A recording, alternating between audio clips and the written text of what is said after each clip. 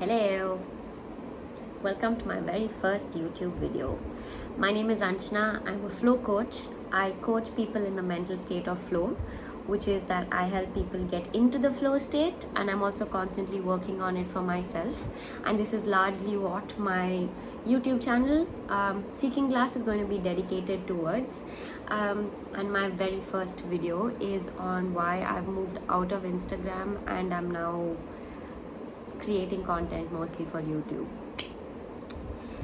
So in today's video, I'm going to be talking about my experience of being off Instagram for an entire month, why I've left Instagram, why Instagram's not good for you, and that last bit is also going to be based on a paper written by the Royal Society for Public Health. The paper is called #State of Mind and is written in 2017, and I know Instagram has gone through a lot of changes since then, so I'm also going to be addressing some of that. Let's get into it. Okay, so considering how I work on getting into the flow state myself, I've realized that being on Instagram is a huge hindrance for me.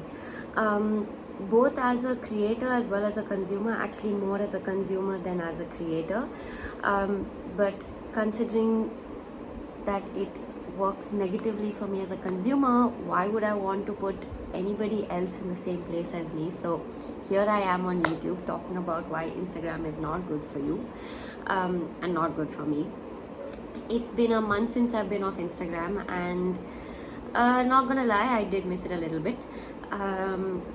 I did want to post a few things, I did want to share, and in fact that's one of the things that are good about Instagram. So there was a research conducted by the Royal Society for Public Health back in 2017, and the paper basically highlighted how Instagram was the worst of the social media applications, and this was still back in 2017, way before Reels and way before so many other features of Instagram that have come on today that get us really hooked onto Instagram existed. And one of the big negatives to Instagram was this state of FOMO, and because of the FOMO there was depression and anxiety, and all of that was a lot higher than you would feel it on YouTube. And even just that little sense of dread that I would feel thinking about the emotions that would come up as I saw other people's posts and stories and reels was enough to keep me off of Instagram as a consumer. But as a creator, on the other hand, I got curious about why I wanted to share. And the thing is that sharing makes us, sharing means for me having other people who may resonate or enjoy something that I have seen respond to me, and in a way help me build community. And that's one of the plus sides of Instagram, that it helps you build community. But fortunately, so does YouTube. So I don't have to be on Instagram and have to deal with that. As a creator, I was also restricted to a minute of creating. I had to condense all my information within that, within a minute, and that really restricted the amount I could talk about information regarding flow, my workshops, etc.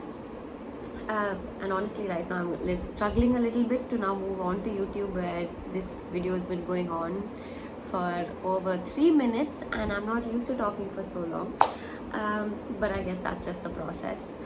But as a consumer, when I have just a minute, my attention span is reduced incredibly, and the flow state is focus, and it also means attention, and having to feed into the cycle of people's attention span being only like a minute didn't work so well with me, because the idea is being able to maintain your focus. It's about being able to maintain deep work.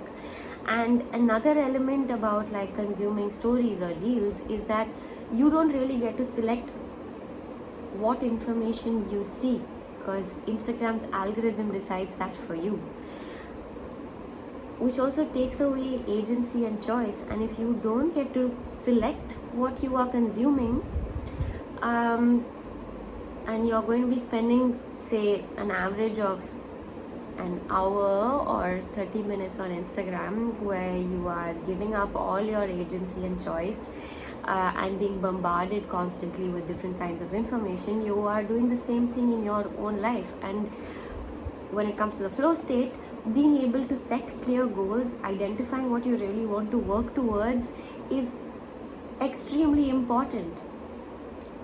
And I don't want to be doing that to people who want to be getting into the flow state. And if I want more people to be getting into the flow state, then I don't want to be aiding in people's lack of attention or people's lack of agency and choice.